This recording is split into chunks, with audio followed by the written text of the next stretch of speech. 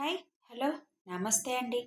నేను మీ లక్ష్మీ చౌదరిని. వెల్కమ్ టు మిస్టీ మధురిమలు తెలుగు ఆడియో స్టోరీస్. అందాల పొదరిల్లు బృందావనం సీజన్ 2తో మీ ముందుకి వచ్చేసాను. ఇకపోతే ఇందులో వరుణ్ వర్షిత్ల పెళ్లి సందడి, కుటుంబంలో జరిగే చిన్న చిన్న మార్పులు ఉంటాయి. మీరు ఆశి పెద్దవాళ్ళు అవుతారని మాత్రం ఆలోచించకండి. ఇక కథలోకి వెళ్ళిపోదాం. ఢిల్లీలో ఒక పెద్ద ఫంక్షన్ హాల్లో సందడి సందడిగా ఉంటుంది. రావుగారి ఫ్యామిలీ మొత్తం అక్కడ ముందు 3 వరుసల్లో కూర్చుని ఉంటారు. పిల్లలందరూ ఫస్ట్ రోలో కూర్చొని హ్యాపీగా కబుర్లు చెప్పుకుంటూ ఉంటారు. పెద్దవాళ్ళందరూ మామూలే, ఎవరు ముచ్చట్లో వాళ్ళు లీనమైపోయి ఉన్నారు. అప్పుడే ఢిల్లీ సీఎంతో పాటు పీఎం కూడా హాల్లోకి ఎంటర్ అవుతారు. పీఎం ఎంటర్ అవగానే అందరూ ఆయన హోదాకి గౌరవం ఇస్తూ లేచి నిలబడతారు. ఆయన స్టేజి ఎక్కగానే అందరినీ కూర్చోమని అభివాదం చేస్తూ చెబుతారు. అందరూ కూర్చున్నాక వెనక ఉన్న నోట్ వైపు చూస్తారు.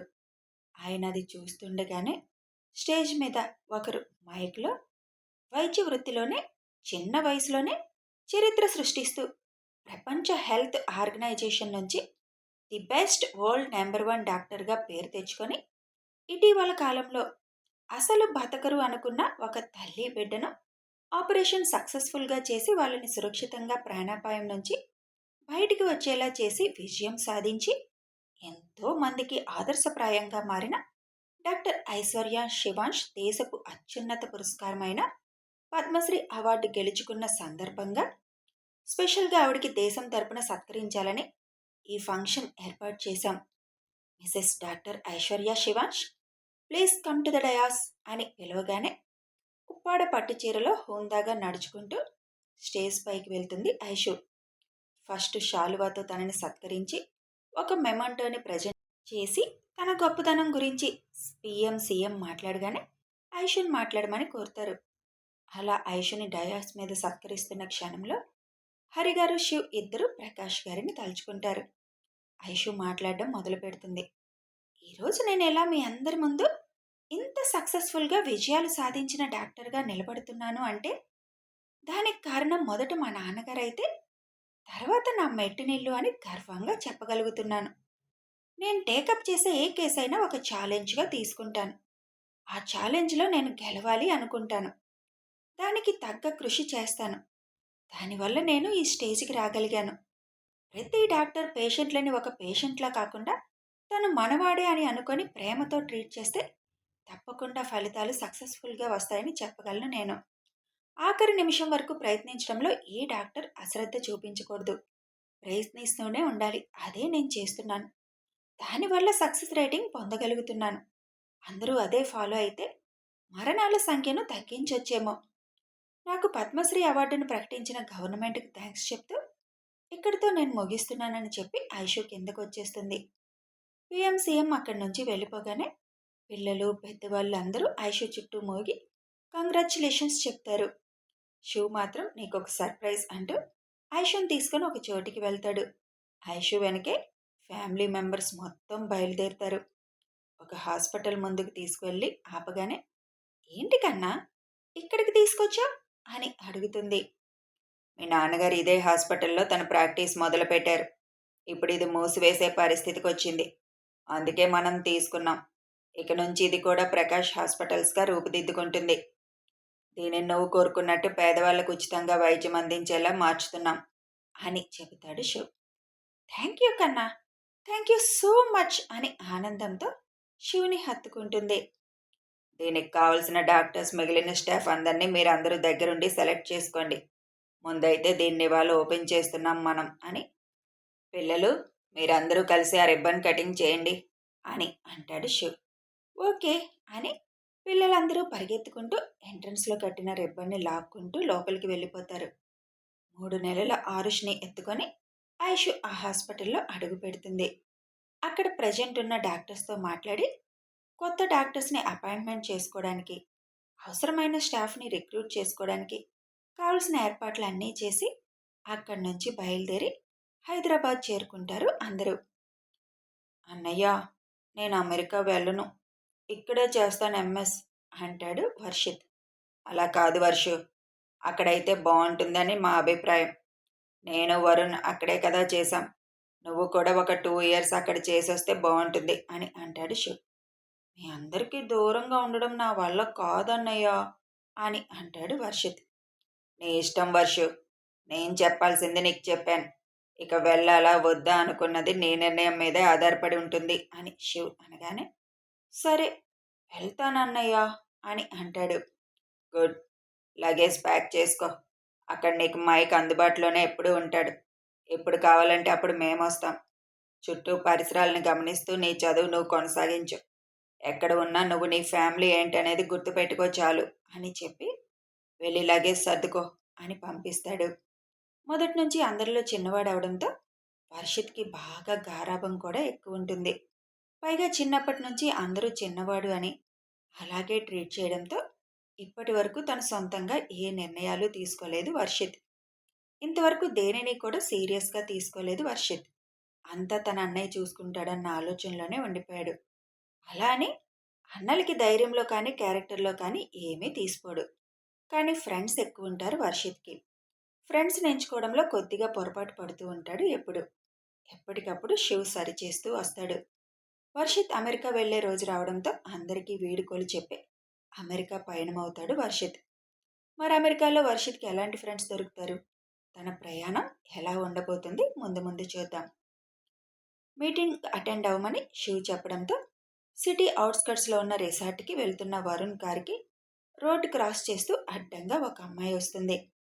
సడన్ బ్రేక్తో కార్ ఆపేసి, హే బుద్ధుందా? వెహికల్స్ వస్తున్నాయి చూసుకొని రోడ్ క్రాస్ చేయడం తెలీదా? ఎందుకంత పరిగెడుతున్నావు రోడ్ల మీద?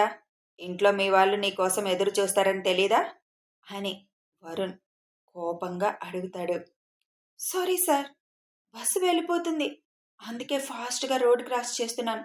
అది మిస్ అయితే మళ్ళీ ఇప్పుడల్లా బస్సు ఉండదు. మా అమ్మగారికి హెల్త్ బాగాలేదని ఫోన్ వచ్చింది, అందుకే ఇంత ఫాస్ట్గా వెళ్తున్నాను అని చెప్పి అక్కడి నుంచి ముందుకు వెళ్ళిపోతుంది ఆ అమ్మాయి.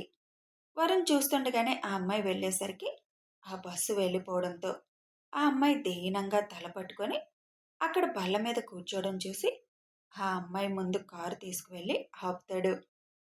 హలో, బస్సు వెళ్ళిపోతే ఆటోలో వెళ్ళొచ్చు కదా, అలా కూర్చోపోతే అని అడుగుతాడు వరుణ్. మేమున్న ఏరియాకి ఆటోలో వెళ్ళాలంటే ఎక్కువ అడుగుతారు సార్, ఇప్పుడు నా దగ్గర అంత మనీ లేదు అని అంటుంది ఆ అమ్మాయి. ఓకే, ఎక్కడికి వెళ్ళాలి నువ్వు అని అడుగుతాడు. ఆ అమ్మాయి అడ్రస్ చెప్పడంతో నేను అటే వెళ్తున్నాను, డ్రాప్ చేస్తాను రా అని పిలుస్తాడు. మీరా? పర్వాలేదు సార్, వద్దులేండి అని అంటుంది. పర్వాలేదు, మొహమాట పడకు, ముందు మీ అమ్మగారికి ఎలా ఉందో తెలుసుకోవాలి కదా అని వరుణ్ అనగానే తల్లి గుర్తు రావడంతో వేరే ఆలోచన లేకుండా కారెక్కి కూర్చుంటుంది. అక్కడి నుంచి వరుణ్ కారు ముందుకి పోనిస్తాడు. అత్తయ్య, మీ మనవడు అసలు నిద్రపోవడం లేదు, మీ దగ్గరే ఉంచుకోండి, నా వల్ల కావడం లేదు వాడిని పడుకోబెట్టడం అని అమృత బాబుని తీసుకొచ్చి వాణిగారి చేతిలో పెడుతుంది. చూడు బుజ్జి కన్నా, మీ అమ్మ నీ మీద అప్పుడే ఎలా కంప్లైంట్ ఇస్తుందో.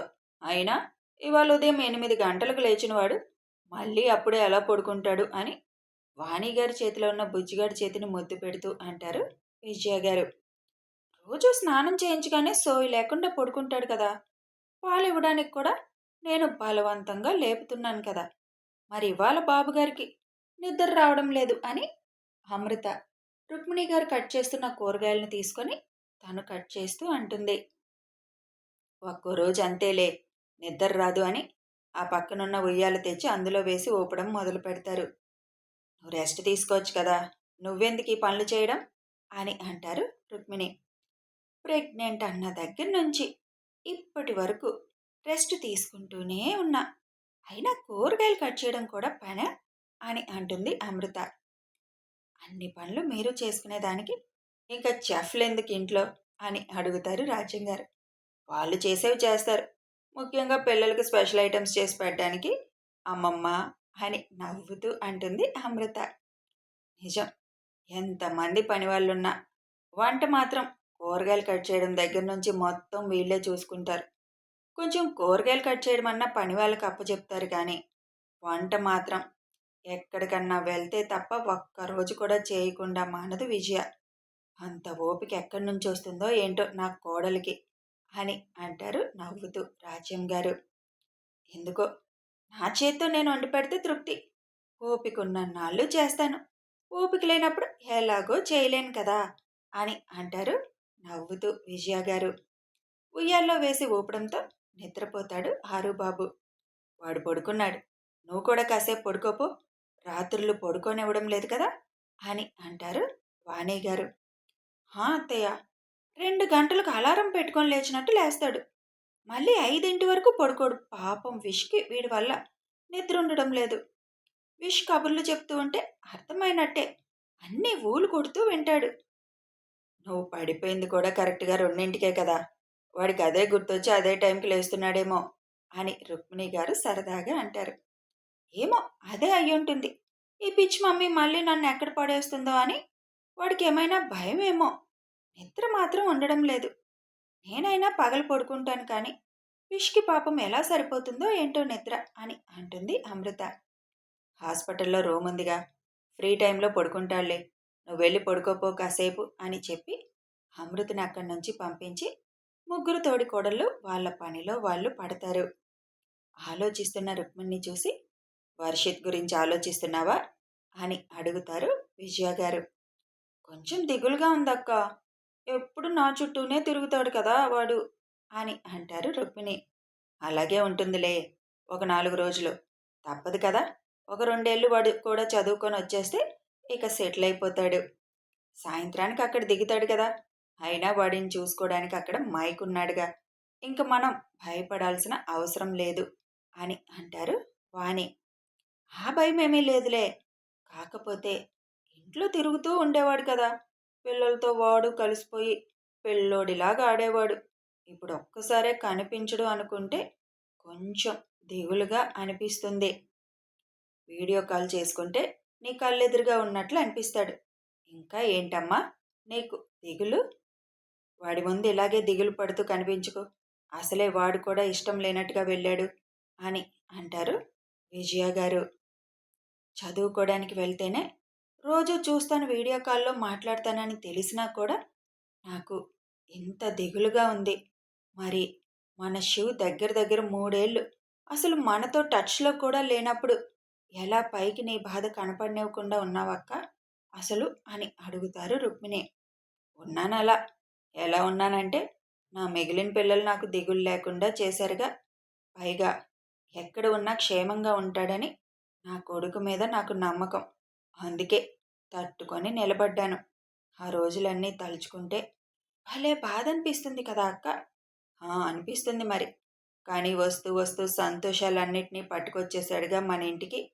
అందుకే ఆ బాధ అంతా అప్పుడే తుడిచిపెట్టుకుపోయింది అని విజయ గారు నవ్వుతూ అంటారు. అది మాత్రం నిజమేలే. 3 బంగారాల్ని తెచ్చేశాడు మన ఇంటికి అంటారు వాణి.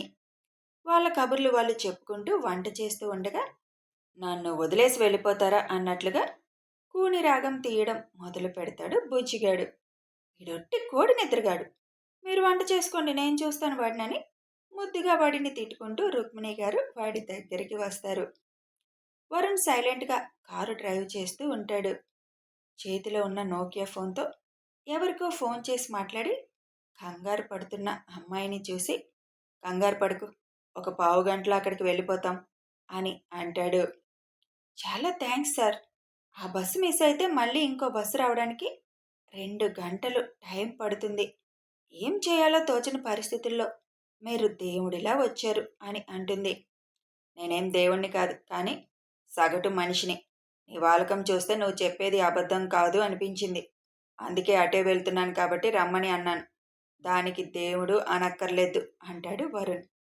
అలా సాయం చేయడానికి కూడా ఎవరూ ముందుకు రావడం లేదు కదా సార్. ఏమైంది మీ అమ్మగారికి? ముందు నుంచి ప్రాబ్లమా? ఇప్పుడు సడన్గా ఏదైనా ప్రాబ్లం వచ్చిందా? అమ్మకి హార్ట్లో ప్రాబ్లం సార్. సర్జరీ చేయించాలి అని చెప్పారు. కానీ దానికి చాలా ఖర్చు అవుతుంది. డబ్బు కోసమే చూస్తున్నాను సార్ అని చెబుతుంది ఆ అమ్మాయి. అంతలో అమ్మాయి చెప్పిన అడ్రస్ రావడంతో కారు ఆపుతాడు వరుణ్. చాలా థ్యాంక్స్ సార్, మీ మేలు మర్చిపోలేను అని చెప్పి కారు దిగుతుంది. వెంటనే Varun Vasundhara hospital visiting card తీసి దాని మీద చిన్న నోట్ రాసి ఇచ్చి, మీ అమ్మగారిని ఆ హాస్పిటల్కి తీసుకువెళ్ళు, ఇది చూపించు, అక్కడికి వెళ్ళి అవసరం అనుకుంటే అక్కడ ఆపరేషన్ ఫ్రీగా చేస్తారు, రూపాయి కూడా తీసుకోరు అని చెప్పి అక్కడి నుంచి కారు స్టార్ట్ చేసుకొని వెళ్ళిపోతాడు వరుణ్. చాలా మంచివారిలాగా ఉన్నారు అని కార్డు ముందు వైపు చూసి, అంత పెద్ద హాస్పిటల్కి అమ్మని తీసుకెళ్తే అసలు లోపలికి రానిస్తారా అనుకుంటూ విజిటింగ్ కార్డు వెనక ఏం రాశాడో చూసుకోకుండా అక్కడి నుంచి ఫాస్ట్గా వాళ్ళ ఇల్లు ఉన్న సందులోకి వెళ్తుంది. కథ కొనసాగుతుంది. ఇక ఈ కొత్త క్యారెక్టర్ ఎవరు, ఈవిడ వల్ల వరుణ్కి ఏమైనా ఇబ్బందులు వస్తాయా, వరుణ్ స్నేహం మధ్య దూరం ఎందుకు వస్తుంది, ఇవన్నీ తెలియాలి అంటే కథని ఫాలో అయిపోండి. చాలా ఇంట్రెస్టింగ్గానే ఉంటుంది. ఇక వీడియో నచ్చితే లైక్ చేయండి, షేర్ చేయండి, కామెంట్ రూపంలో మీ అభిప్రాయాలు తెలియచేయండి. సబ్స్క్రైబ్ చేసుకొని ఛానల్ సపోర్ట్ చేయండి. Thanks for watching.